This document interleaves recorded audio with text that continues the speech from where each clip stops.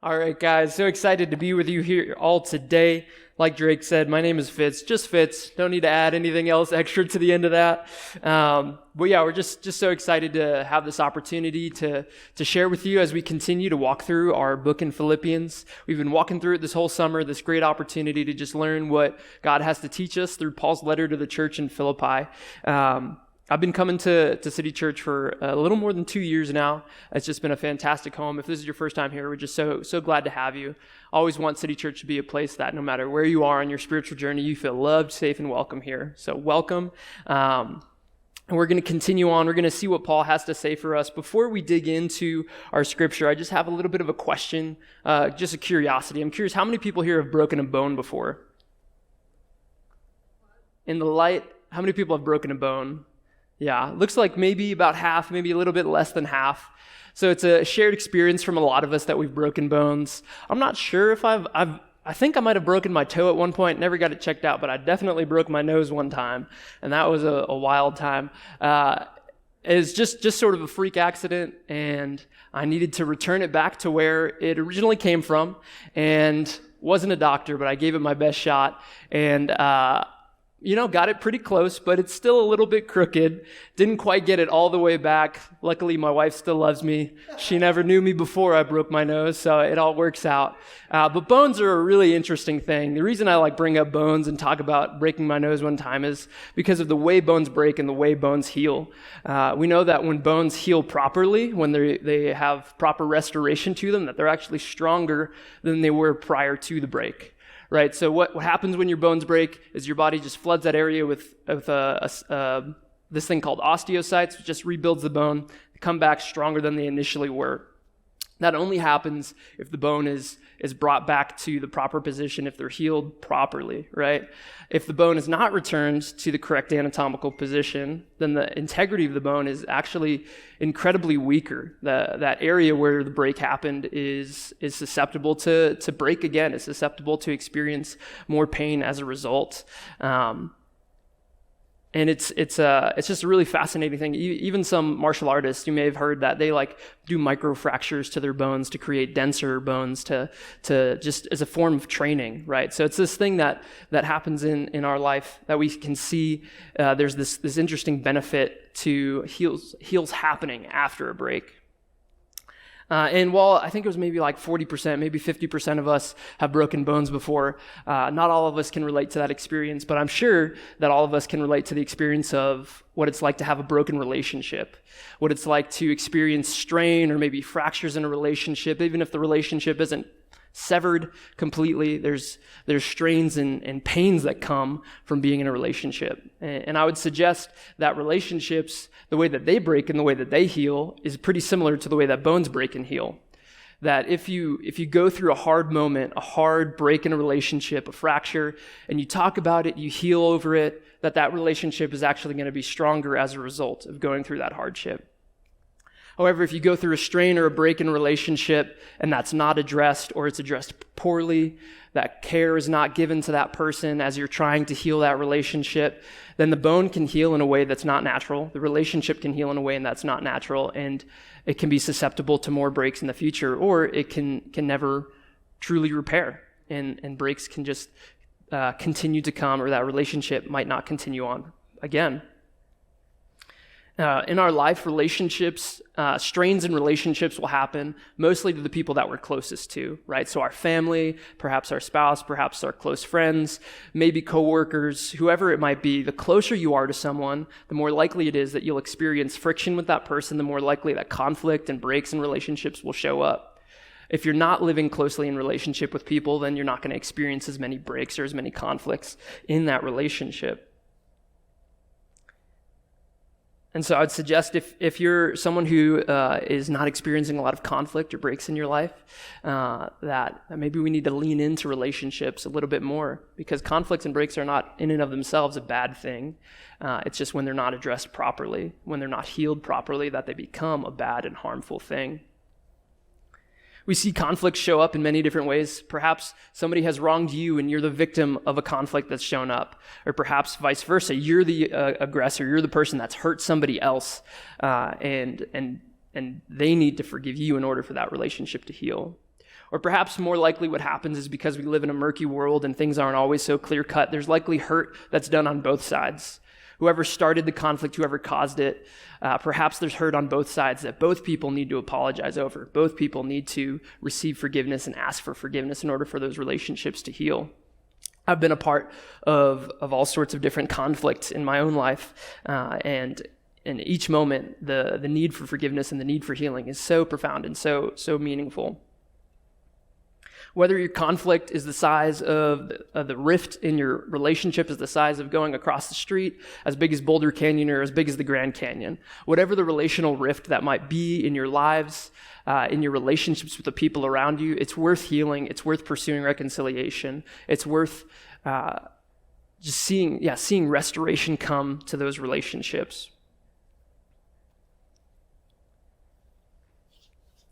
The more that they go through healing, the stronger the relationship will be as it goes through hardship, but it must be healed properly. We can't just shrug off the hurt that comes, put it under the rug and hope that it goes away, because it'll surface up again later. That's called false peacekeeping. When we pretend to keep the peace even though there's conflict under the surface, it doesn't actually do anything to restore the relationship. It just pushes the hurt and pushes the burden down the road, and it'll come up later at some point. Because conflict is so painful, and often pursuing healing in conflict, that's really hard. A lot of us won't pursue healing and restoration in a relationship because it's so painful to admit that you've done wrong or to ask for forgiveness and to share with someone what they've done that's hurt us. A lot of us won't pursue it because it's painful, but I would suggest it's even more painful to leave the relational rift the way that it is and not pursue healing in that space. And I think as I speak, perhaps you're having some relationships that come to mind. And I would just invite you, whatever conflicts or relational hurts that you've felt in the past or perhaps in the present, perhaps you're in the middle of a break in a relationship, the middle of a fracture in a relationship, I encourage you to focus in on that, whatever comes to mind for you right now. As we continue to talk through this passage and think of how God calling us to healing, calling us to restoring relationships might speak directly to that relationship that's on your mind, whether it's past or present. Probably can't think of the future. It's hard to future tell. But if for some reason, if you see the future, there's a conflict coming, think about that one too. We know that in the church and in the gospel, we're called to pursue unity. We're called to pursue oneness, right? But it's not just an overflow of the gospel. It's also a communication of the veracity of the gospel, the verity of it, right? If we follow Jesus, we're moved to pursue more unity. When we see people living out in unity where conflict once was, or where people naturally experience friction, that communicates the value and the worth of what it means to follow Jesus. When we see people who should be at each other's throats, but instead love and care for each other, that communicates the weight and the worth of following Jesus. So we're going to take a look at this passage in Philippians. We're getting into the 4th chapter. We're going to see what Paul has to share with us here. So just jumping in, Paul speaking to the church, continuing on from our previous messages.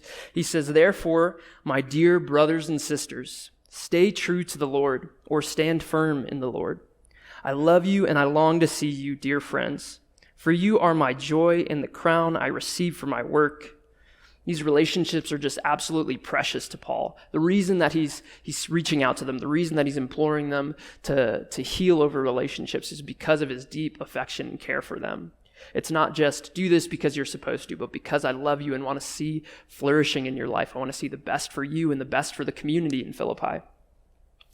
He continues on, he says, "Now I appeal to Euodia and Syntyche. Please, because you belong to the Lord, settle your disagreement, or be of the same mind in the Lord. And I ask you, my true partner, to help these 2 women, for they worked hard with me in telling others the good news. They worked along with Clement and the rest of my co-workers whose names are written in the book of life." So we see Paul speaking to these directly to these leaders in the church, imploring them to settle their disagreements in the Lord, that they would rely on God so that they can overcome the challenges that's causing this relational rift for them, this destruction in their relationship, right? And there's a lot that we can learn from this short chunk here. We know that it's not some side disagreement that isn't really central to the church. We know that this disagreement or this rift in their relationship likely is affecting many people in the rest of the community and the rest of the church in Philippi, because he mentions it in a letter that goes to the whole community, right? You wouldn't mention in a letter that's going to the whole church about a side conflict that's going on. That'd be a little bit off-putting. But he finds it worthwhile and valuable to say this in front of everyone. So likely this is affecting the whole community. Just like our relational rifts and disagreements with people likely don't just affect you and that other person. Likely those problems spread and affect the other people around you in whatever community setting that you're in. Just like a broken bone will then affect the rest of your body, right? If you have an injury in one area, it's likely going to show up and manifest in the rest of your body as well.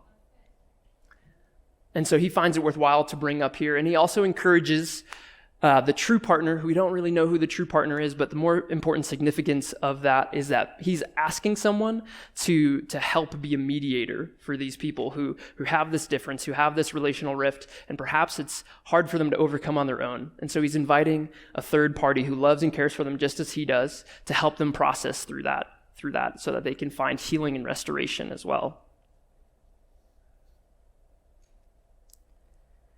We see that with a lavish outpouring of love, Paul challenges the community to stand firm in the Lord and pleads with the women to be of the same mind. He passionately loves a divided community. He warmly embraces the community and urges the two opposing leaders of warring factions to be reconciled. And there's a thing that shows up a lot throughout Philippians. Paul uses the phrase "in the Lord." And when he says "in the Lord" or "you belong to the Lord," when he talks about that, I want you to just see that as a place where God is saying, maybe this is something I'm asking for you and encouraging you to do, just seems insurmountable on your own, in your own power and in your own relationships. But in the Lord and in this relationship, relying on God, it becomes possible. This disagreement, this challenge between you two leaders has caused this big rift, and it's not possible for you to solve this on your own. But relying on God, relying on the Lord, relying on the community around them, they can find healing and find restoration that is worthwhile. And that if it's left unaddressed, it would continue to cause ruin, not only for their relationship, but for the whole community. It would continue to cause stress as it's spread out. We see in this passage, Paul speaks specifically to these two women leaders in the church, but we see division everywhere. We see it in individual relationships. We see it in larger communities. We can see it on a much larger scale within countries, within the church in America, the church in the world. There's constant reasons for division to surface, constant reasons for you not to be in close relationships with the people around you, especially in the day and age of the social media era, where you constantly see people saying things that sound shocking and surprising to you, and you're like, how can I be friends with this person when they feel this way, when they believe these things? There's constant reasons for us to find division. But my encouragement for us is, if we're followers of Jesus, if we're people who would call ourselves Christians that follow Jesus, that there's more reason to be of the same mind. There's more reason to be one under God than there is to be divided and at each other's throats. Many reasons for division in the world and in the church today. There's plenty of political division, plenty of racial division, generational division, socioeconomical division. We see entire cities separated by the way that the people in the city are made up socioeconomically or racially. There's plenty of reasons that people are divided, and it just floods more reason and more weight into interrelational divisions, right? But we also see, in the face of all that division that we see around the world, we see in the early church, as we learn as we hear the early church described in the Bible, that Christianity in the gospel of Jesus actually stands against the face of all those divisions, that there's so many examples of why that division is not more powerful than the love of Jesus, why that division is not more powerful than what we're called to. One example is some of the relationships between the disciples that followed Jesus. Matthew the tax collector and Simon the zealot, two people that should not be friends, but become brothers. Here's a quote from Scott Saul, a pastor.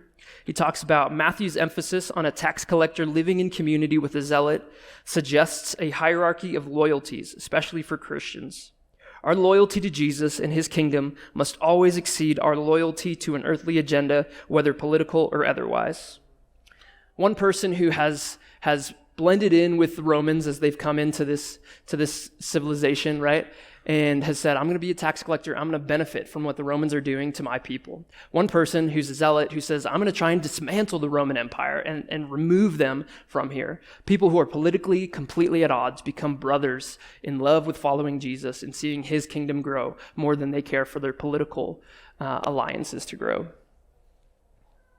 Another thing we see as the early church is described is actually this notion that the early Christian church was the first multi-ethnic religion. Prior to Christianity, most religion formed around national lines, formed around ethnic lines. What people you were a part of determined what religion or what faith that you were a part of. But when Jesus came, he invited people from all different backgrounds, even people whose ethnicities should put them at odds with each other. He invited them into relationship. Here's a quote from Tim Keller. He suggests that the reason that the church was growing was not just that this multi-ethnic, multiracial, bringing down the barriers, new fellowship was the result of preaching of the gospel. It probably was the reason that the gospel was believed. It was not only the result of the gospel, but it was the communication of the gospel. So we see that the gospel encourages us to be in diverse relationships, one in the Lord, one in relationship with the Lord, people who are completely different from each other. It's a call for that, but also when people look in to what it looks like to follow Jesus and they see people from all different backgrounds loving Jesus and knowing Jesus, it's also another communication of the truth and the veracity of the good news of what it means to follow Jesus. So there's plenty of reasons for division, but I suggest that there's more reason to be one. There's more reason to be united under the love of Jesus. I'd suggest that healthy community is not the absence of conflict, but it's the presence of intentional reconciliation.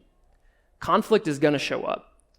No matter where you are, if you're in relationship with people, if you're going to a city group, you're hanging out with people, you're parenting around other people, if you're in relationship with people, conflict will show up. That's just the natural mode of life, right? But a healthy community is not marked by the absence of conflict. It's marked by a desire to see that conflict grow each other, to see as a result of that conflict, we can heal and restore those relationships and grow even stronger from them, whether it's large and massive or it's small scale conflict. The question is, right, what does reconciliation and the healing of broken relationships in the Lord look like? How can we live that out? How can we walk into that? What might be a good example of what that looks like?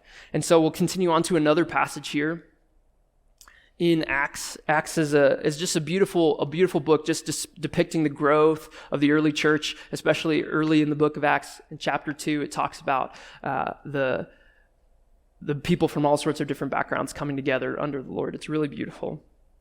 In this passage, we read that in those days, this is Peter speaking to the early church. He says, in those days, you were living apart from Christ.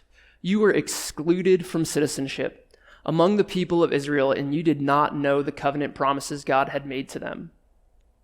You lived in this world without God and without hope. But now you have been united with Christ Jesus. Once you were far away from God, but now you have been brought near to him through the blood of Christ. For Christ himself has brought peace to us. He united Jews and Gentiles into one people. When you hear the word Gentiles, when the Bible says that word, it just means people who are not Jewish, part of the Jewish faith or ethnicity. Jews and Gentiles into one people, when in his own body on the cross, he broke down the wall of hostility that separated us. He did this by ending the system of law with its commandments and regulations. He made peace between Jews and Gentiles by creating in himself one new people from the two groups. Together, as one body, Christ reconciled both groups to God by means of his death on the cross, and our hostility toward each other was put to death. So now you Gentiles are no longer strangers and foreigners. You are citizens along with all of God's holy people. You are members of God's family. This is the beautiful good news. This is the gospel news, that through Jesus and through his death on the cross, that we can be reconciled to him and reconciled to the people around us. Prior to this time, Jews and Gentiles were ethnic enemies. There was no reason for them to be in relationship with each other. There's no reason for them to be friendly or call themselves family, call themselves one new people. But it was through this action of Christ coming and living this sinless life, and dying on the cross to create a way where we could be both reconciled to God and to the people around us.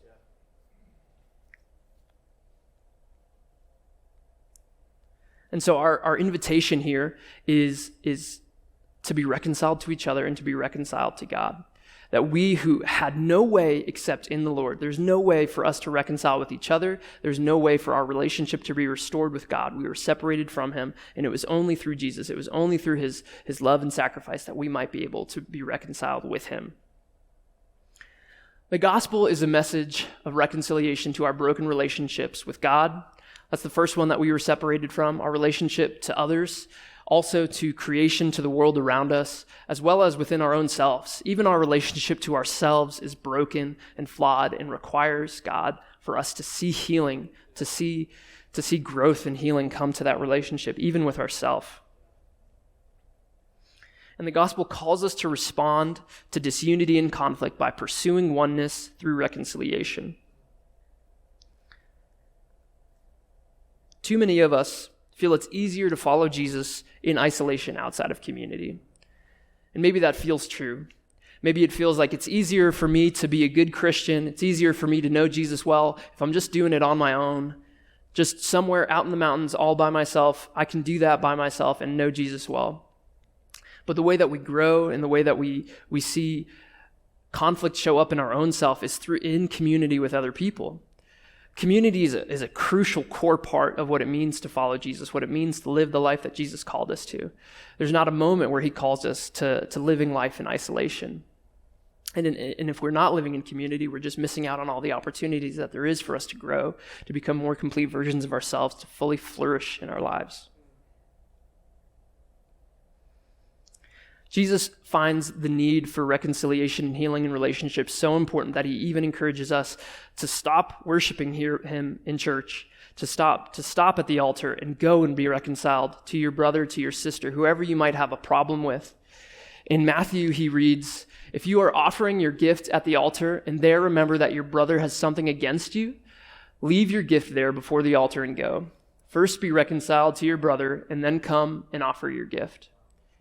Perhaps the truth is from this passage that it's a greater act of worship to do the humble and work of humility, to go and say, "I'm sorry that I've wronged you. I'm sorry that I hurt you," and to ask for forgiveness, to do that work. Perhaps that's a greater act of worship than it is to be at church on a Sunday and to give in the offering plate and to say, "Lord, I love you," and to do all these things, to sing along with the songs. Perhaps it's a greater act of worship to be humbled, to say that I messed up, and to look for reconciliation, look for healing in the broken relationships around us.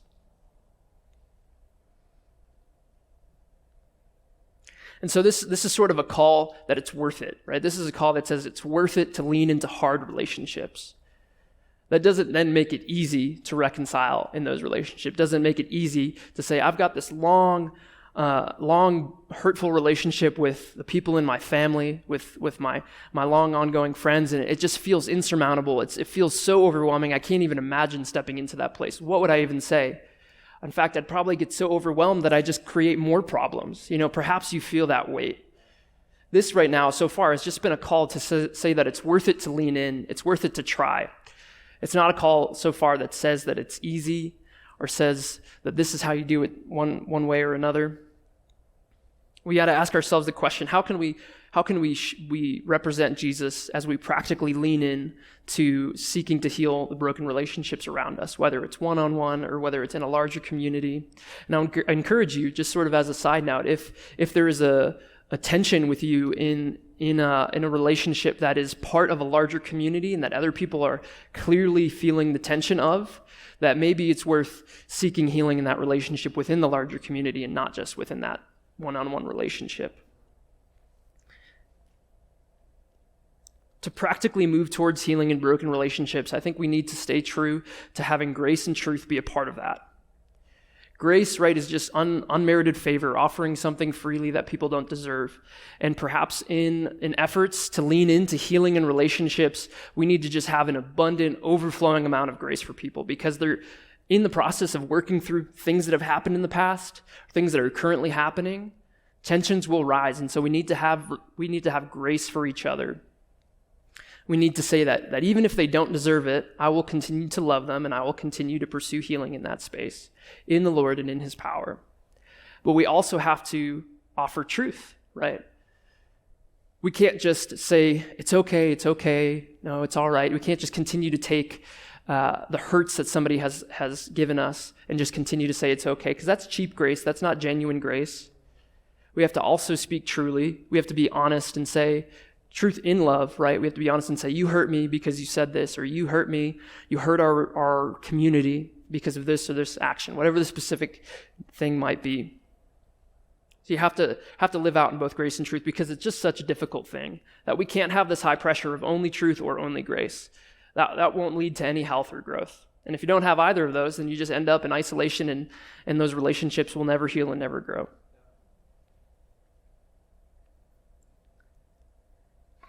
I would say that our responsibility, if we're a follower of Jesus, in any conflict, is to pursue reconciliation despite our role. Whether you are the one who started it, or you're the one who finished it, or whatever our role might be, wherever we are in the broken relationship, it's a responsibility on our heart to pursue healing and to pursue reconciliation, to seek to be of the same mind and same goal. And if you're pursuing healing in a relationship with someone who is also a follower of Jesus, I encourage you to keep in mind to be of the same mind and of the same goal, to see all of us to spend time with Jesus, to become more like Jesus, and to do what Jesus did, right? And to see the people around us come to know the love and joy of what it means to follow Jesus. To not be distracted by the side missions or the side things that seem more important than what it truly means to follow the Lord. If you've wronged someone, I encourage you that you need to seek to right whatever wrong you've done. If it's possible, fix the wrong thing that you did and ask for forgiveness. Pursue healing in that way. Start there. Perhaps it's not possible to fix what wrong you did. Acknowledge that. Feel the burden of that with that person. Mourn with them over that. Sometimes we can feel that if it's the opposite situation, that if you're so certain that the other person in the relationship wronged you, then it's their job to come to me and fix things. I'm not going to them, right? Like, can you believe what they said to me? If they want to see this relationship healed, then they need to come to me and see it healed. And I would encourage us that when we look at the gospel, that's not the message that we see, right? Because we were separated far off from God because of our sinfulness and brokenness. And God said, I'm going to come down in the form of man and live a sinless life and die on the cross and reconcile this relationship with humanity. He didn't say, let them come to me. It wasn't possible, right? We couldn't come to him and see that healed. And so I encourage you in the same space, if you truly feel, if the reality is that that person has wronged you, it's still worthwhile to lean in, even if we're afraid of how that might turn out. Have grace for each other. It's worth it to go to that person, own whatever wrong you've done, and share in truth how they've hurt you, how you want to see your relationship grow and change. But lean in, race to be the person who pursues reconciliation, race to be the person who pursues healing. But it's just so hard. It's such a challenge. It's so difficult. It's not clean and it's not straightforward. There's so many fears we have because of previous times that we've tried to see healing in relationships, and perhaps the person we approached or that approached us didn't take it so well, and we have these pent-up traumas or hurts from the past, and so we're not willing to lean in again. And that's really hard. And I encourage us that there's a lot of work that we need to do in our own souls to see us better, be able to handle conflict and conflict resolution. There's a lot of places that we can lean into that. I think one place to start is, before you go into that space, pray earnestly that God would give you a humble heart, right? And pray that they would give the other person a humble heart as well. That they'd give you both a heart to love each other and see healing happen. Having an honest conversation with a humble spirit is the best way to figure out where the conflict is coming from and how to move forward with restoration. I think sometimes when conflict shows up, we think it's one thing and it's actually another thing, right? Like, this person hurt me because they said this, but in reality they said it because of these other things that are happening under the surface that we don't really know about. And so I encourage you, whatever conversation that you go into, is just to go in with a curious heart. Never go in with a spirit that says, I know what you've done that's wrong to me. Never go in with a spirit that assumes someone's heart, right? That just creates more hurt. When you say, you did this, and I'm pretty sure you did it because you don't care about me and you only care about yourself. Like, no one's going to receive that, No one's going to receive when you're trying to like seek healing. No one's going to receive it if you're not doing it in a humbling, loving way. So resist the urge to assume someone's heart and allow them to share it with you, and trust them when they say what it is. Allow them the courtesy and the freedom to respond on their own. My biggest struggle, I think, in this space, it just feels like this insurmountable hill to get over when I want to pursue someone and find healing, but I'm so tempted to say that it's not worth it because I know that when I share what I share, they're not going to respond well, or they're not going to believe me, or like I'm making up the response for them. And that's just not helpful, because then you end up mad at someone for something they didn't even do yet, That's that future telling thing. Like, we can't do that, Just give someone the freedom and the autonomy to respond how they will. It's also usually easier to forgive than ask for forgiveness. And so if you're in one of those murky situations where you've both wronged each other, try and start where you need to share what you've done wrong, because then it's easier for the other person to receive. It's easier for them to also own their own shortcomings if you're not coming accusing, but you're coming apologizing for your own shortcomings. And say in the midst of like cancel culture where people wrong us, people do something that's inappropriate or wrong, and we just write them off, we are diligent to lean in and not just give up on relationships because of one bad thing, but we're diligent to see healing. But we're also diligent to acknowledge that not all forgiveness has to lead to a restored relationship the way that it was before. Perhaps it's not healthy for that to be the case, right? Not every relationship that you forgive has to then return exactly to how it was before, because perhaps it's not safe, perhaps it's not healthy, and that's up for you to discern within your own heart with people around you if it's healthy or not to seek that kind of restoration. But no matter what, we seek forgiveness, right? Whether or not the person that forgives it, whether or not the person receives it or not, our responsibility is only to offer forgiveness and to do that with the Lord. And sometimes, just like in the passage, sometimes we need a mediator just like the true companion. So I encourage you, if you're in a spot where you feel like, I just don't know how to move forward, I don't know how to care for this person, I don't know how to seek reconciliation, talk to somebody else. Don't just try to figure it out all within yourself. I encourage you, any of the people on staff here at City Church would love to get to know you and hear about how they can help you along. If you're in a city group, I encourage you to talk to the people who help facilitate and lead your city group. Share with them what you're going through. Live out relationships with people that love the Lord and want to see relationships restored, want to see you live a life that honors the Lord well. And it's one thing to make the effort at reconciliation. It's another thing to have the tools to accomplish it. Like I was saying, many of us are frustrated that we've made the effort or that we're fearful to make the effort and we just haven't seen healing come. We've tried over and over again to apologize, to ask for forgiveness, and the same hurts and the same breaks keep coming up. And so this is an ongoing thing that not any one message or one verse will solve for us. And so I encourage you to lean in. If you want to see healing take place in your life, in your relationships, in your families around you, lean into this idea of emotional health and emotional healing. 2 books that City Church recommends are The Relational Soul, as well as Emotionally Healthy Spirituality. Read that and process it with people that you're in community with that also love Jesus. Those are great places to start and lean into what it's like to see healing show up in relationships. So this is our hope and our call, that we would see it's worthwhile to not just leave relationships broken where they're at. This is the call to not just push conflict under the rug and hope that it goes away, because inevitably that'll just lead to more hurt. The alternative to pursuing healing in relationships, and the alternative to that leaves us just gripped, This is what it feels like to not give forgiveness. This is what it feels like to hold on to that bitterness that you have towards another person and never see those relationships heal. At first, you feel, I can just stuff down this pain and I'll just continue living on my life. And maybe I'll just, whenever I'm around them, I'll just be professional with them, or I'll just be courteous and just say the normal thing and never reach a level of depth. It feels okay to handle at first. Carrying 2 weights in your hand for the rest of your life at first feels okay. But as time goes on, that bitterness grows, that hurt grows. The relational rift never stays close. It always just builds. It always spreads out. It always grows more. And eventually, as you're walking through life with 2 weights tied to your hand, it becomes insurmountable. It becomes the only thing that you're thinking about. When you're talking to other people who love them and are saying good things about them, all you can think about is, but that person did this one thing to me that they're not great, you know? You can't even hear good things about that person. You can't even see them experience good things because you're so frustrated and you have so many hurts from that person. Because you're not giving forgiveness freely. Because you're not accepting the freedom that Jesus invites us to. Forgiveness comes with freedom when it is freely offered and readily asked for.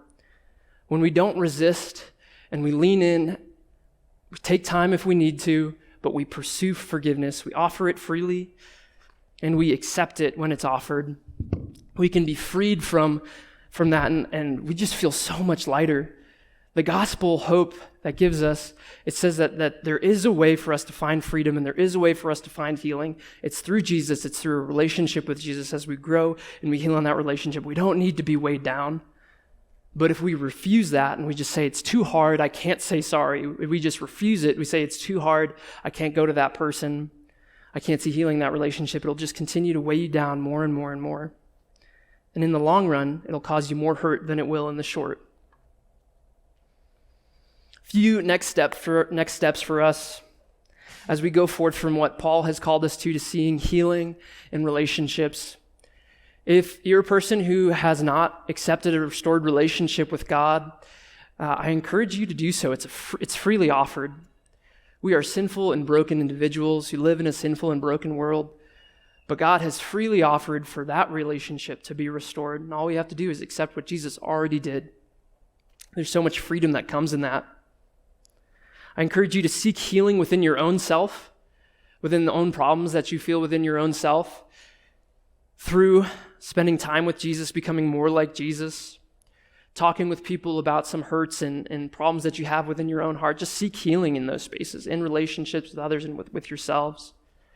I also encourage you to seek to bring restoration to your broken relationships with others, as well as help others to restore their relationships. It's worthwhile, and it's what we're called to do as followers of Jesus. If you are a follower of Jesus, we're called to be reconcilers. One last verse for us in 2 Corinthians. We're called to be reconcilers in the Lord. It says, God who reconciled us to himself through Christ and gave us the ministry of reconciliation. That God was reconciling the world to himself in Christ, not counting people's sins against them. And he has committed to us the message of reconciliation. We are therefore Christ's ambassadors, as though God were making his appeal through us. We implore you on Christ's behalf, be reconciled to God. God made him who had no sin to be sin for us, so that in him we might become the righteousness of God. So therefore, because God has given us the ministry of reconciliation, let's live that out. Let's invite others also into restored relationship with God and with others that he has freely offered. Let me pray for us.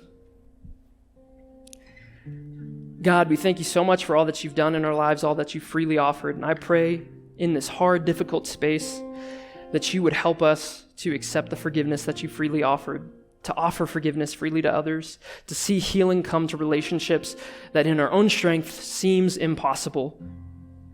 But in the Lord and in our relationship with you, it becomes possible. We just praise you for who you are, Lord. And we ask that you would just help us. Where we feel confused, I pray that you'd provide clarity, that you'd encourage us to go and change as a result.